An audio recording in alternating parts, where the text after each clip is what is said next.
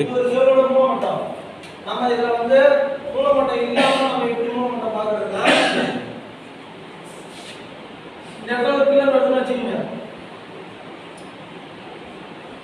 இதில் அந்த கடைசியில் வருது, இந்த கடைசியில் வருது.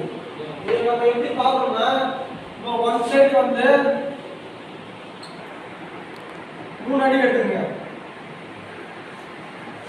சரியா?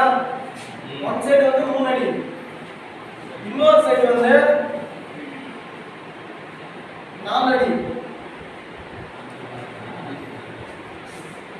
சரியா? இன்னொரு சைடு 4 அடி. இதுல மூலமட்டம் கண்டுபிடிச்சா என்ன வரும்னா இந்த இதுல இருந்து இந்த இடத்துல பிடிக்கணும், இன்னொரு அடி டேப் பிடிக்கணும். இதுல பிடிச்சா என்ன வரும் உங்களுக்கு யாரா தெரியுமா? 5 வரும். 5 தாண்டி 1 இன்ச் 2 இன்ச் மாறினாலும் மூலமட்டம் பிரிஞ்சிரும், இல்லைன்னா புரியும். புரியுதுங்களா? இதுதான் ஒரு மொத்த பில்டிங்க்கு நம்ம வந்து இன்ஜினியர்